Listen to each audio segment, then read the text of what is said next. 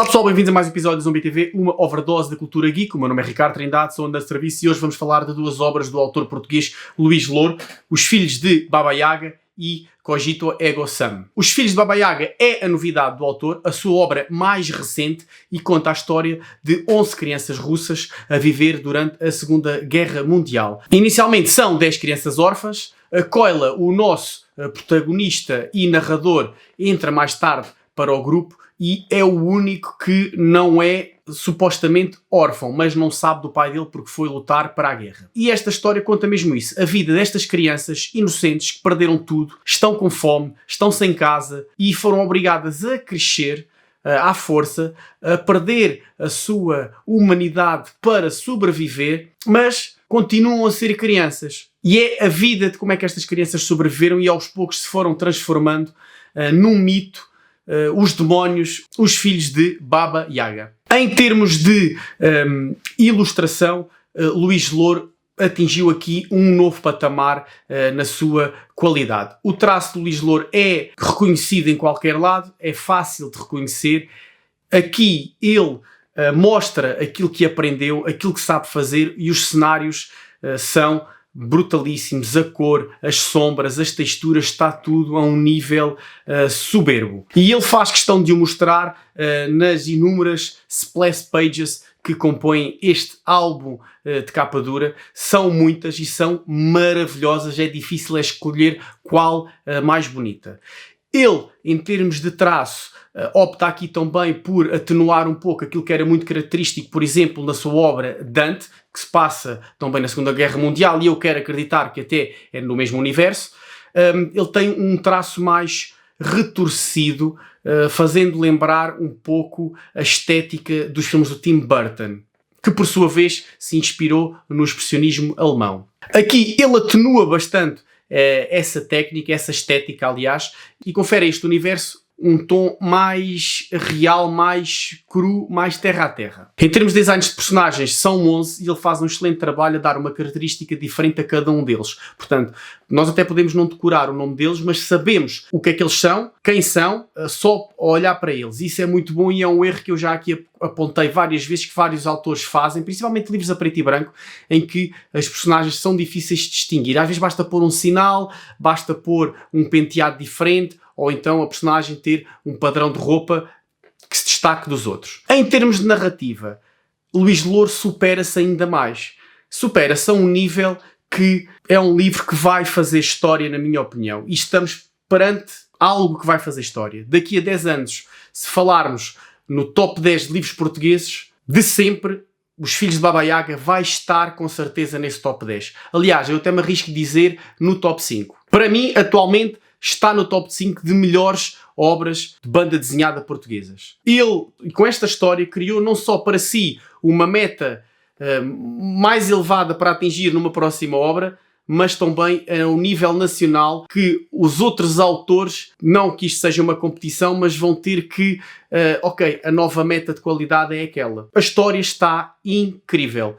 A crueldade com que são tratados aqui certos elementos da história são desconcertantes. E não nos podemos esquecer que são crianças, que ao pouco se vão transformando. E nós sabemos que as crianças são cruéis devido à sua ingenuidade. Fez-me lembrar um bocadinho os Lost Boys do Peter Pan, de Loisel, uma obra também bastante interessante que foi publicada em Portugal. E eu depois fui confirmar e realmente na história clássica da Disney, a versão da Disney, os Lost Boys, o Peter Pan e a Sininho são 11. Não sei se é propositado, se não é, mas a crueldade que o Loisel nos apresentou no seu Peter Pan, Luís Louro também tem aqui o mesmo tom, mas elevado a 10. Como é referido aqui no livro, as personagens e as crianças são muitas vezes retratadas em contraluz, ou seja, só a sua sombra, conferindo ainda um ar mais demoníaco e até não só na narrativa visual, mas no argumento, na história,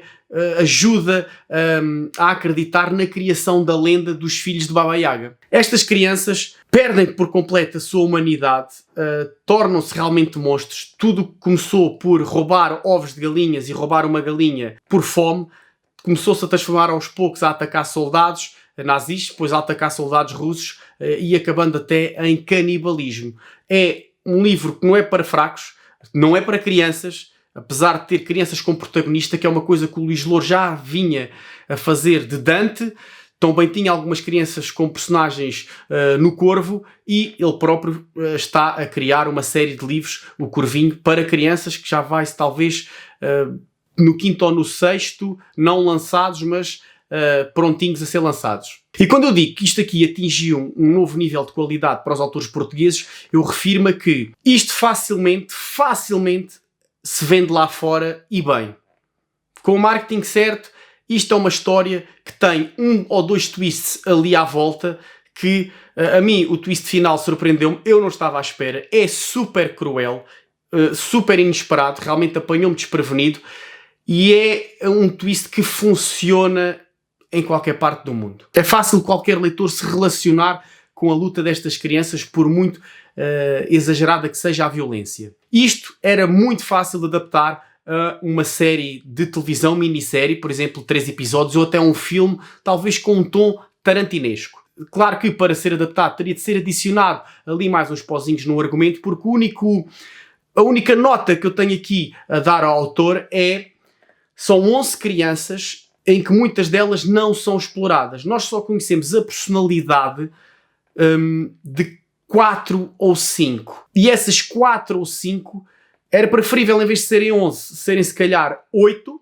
ou 7, e aos poucos ele ir trabalhando as personalidades dessas personagens, que são menos, e assim que acontece algo trágico, porque elas vão morrendo, algumas delas, quando acontece algo trágico é muito mais chocante, não só o choque visual, porque é extremo, a violência, mas também o facto de já estarmos relacionados com aquela criança, sabermos a personalidade dela, aquilo que ela passou, os seus sonhos, e de repente do nada essa criança fica sem vida. Não sei o motivo da escolha dos 11 crianças, não sei se está relacionado com os Lost Boys de Peter Pan, mas preferia menos crianças e mais trabalhada a personalidade dessas crianças. Aqui acaba por ser isso. Apenas 5 ou 6 que são trabalhadas, porque para casa estão aquelas que acabam por ter mortes violentas.